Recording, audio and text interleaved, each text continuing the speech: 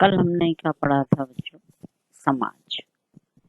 ये समाजशास्त्र की कुछ अवधारणाएं हैं या बेसिक प्राइमरी संस्थाएं हैं जिनको हम अध्ययन करते हैं, या इनको अगर हम समझ लेते हैं तो समाजशास्त्र क्या है वो हमें समझ में आता है। अर्थात जब हम इन अवधारणाओं का अध्ययन करते हैं तो हमको जो अमूर्त चीज है उसको पहचानने में, समझने में सहायता प्राप्त होती है। तो आज हम पढ़ाएंगे समुदाय, कम्युनिटी। समुदाय सामान्य भाषा में प्रचलित शब्द है जिसका प्रयोग कई बार जाति विशेष, धर्म विशेष, संप्रदाय विशेष के लोगों के लिए किया जाता है, जैसे ब्राह्मण समाज समुदाय, हिंदू समुदाय, सिख समुदाय आदि। परंतु समाजशास्त्र में समुदाय शब्द का प्रयोग इन अर्थों में नहीं लिया जाता है। समाज शास्त्र में किसी गांव, नगर, कस्बे या महानगर या देश को क्या माना जाता है? समुदाय माना जाता है। अगर हम इसे एक चार्ट के माध्यम से समझें तो सामान्य भाषाओं में हम समुदाय किसे कहेंगे? जाति, धर्म, समुदाय एक विशेष से जुड़ा होता है। लेकिन समाजशास्त्रीय दृष्टिकोण से समुदाय को हम निम्न तथ्यों के आधार पर समझते हैं। सबसे पहला तथ्य है समाजशास्त्र के आधार में समुदाय उसे कहेंगे जिसका क्या हो? निश्चित भौगोलिक क्षेत्र हो। दूसरा, स्थायी रूप से निवास हो, मतलब जो भी वहां रह रहा है वो स्थायी रूप से रह रहा हो। तीसरा, अपने आप में आत्मनिर्भरता हो।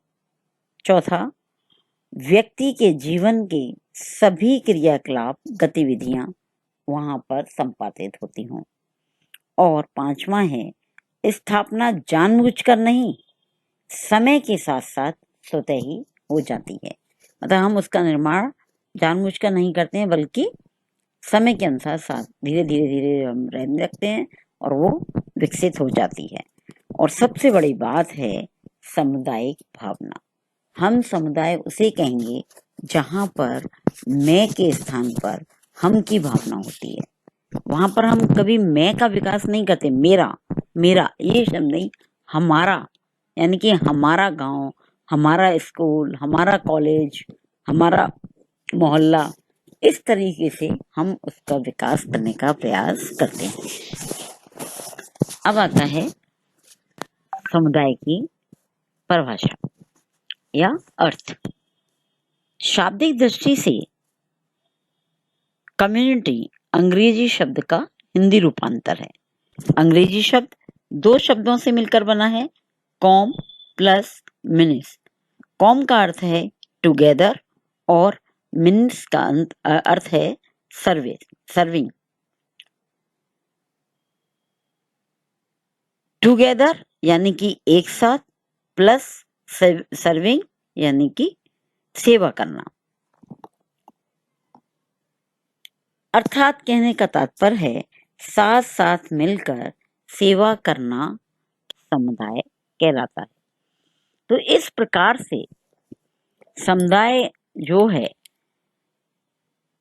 एक समूह है और जिसमें आंतरिक या अंतःक्रिया बहुत ही समीप्य रूप से पाई जाती हैं।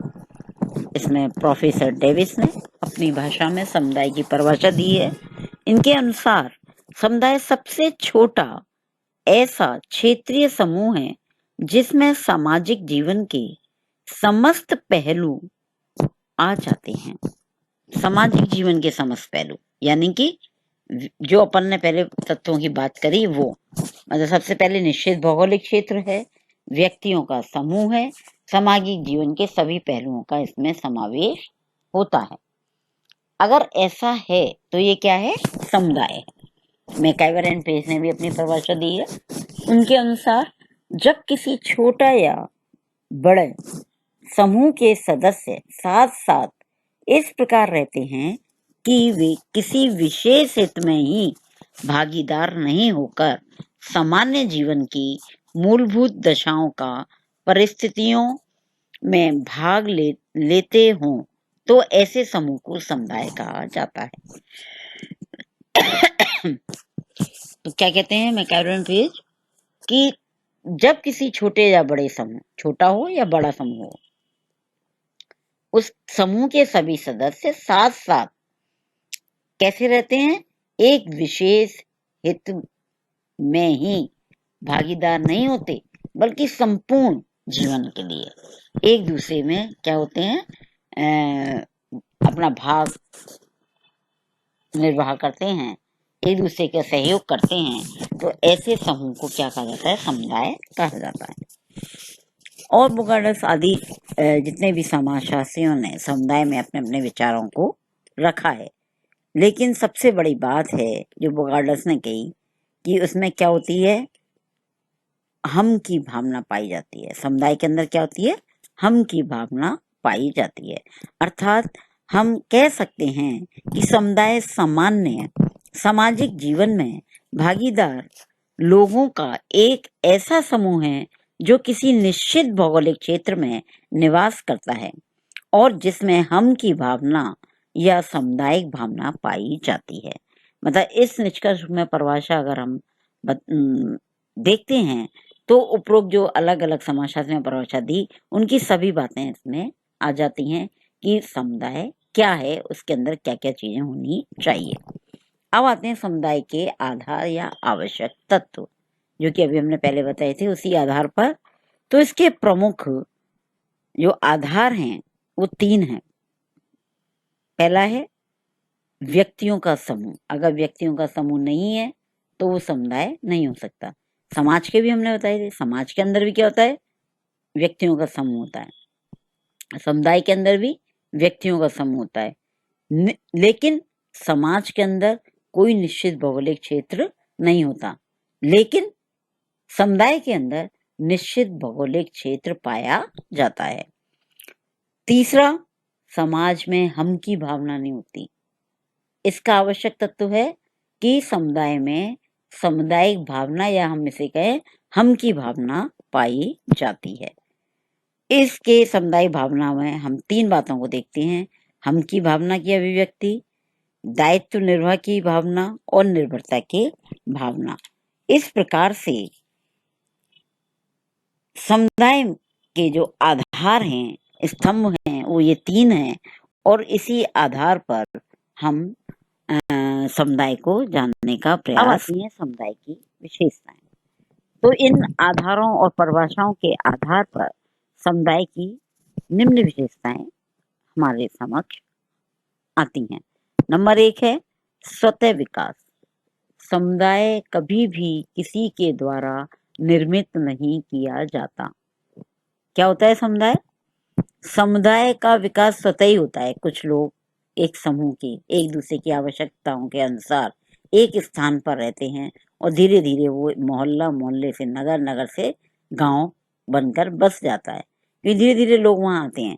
इसमें किसी जाति विशेष, किसी भाषा विशेष या अन्य प्रकार के लोग नहीं रहते हैं। सब लोग होते हैं, सब आते हैं, सब तरह के लोग हो सकते हैं।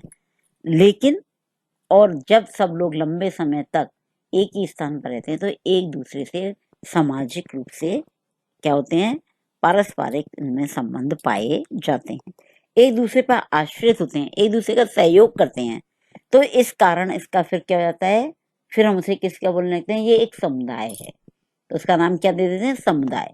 तो इस आधार पर कभी भी समुदाय का क्या नहीं होता है, निर्माण नहीं होता है, इसका स्वतः विकास होता है। दूसरी विशेषता स्थायीपन।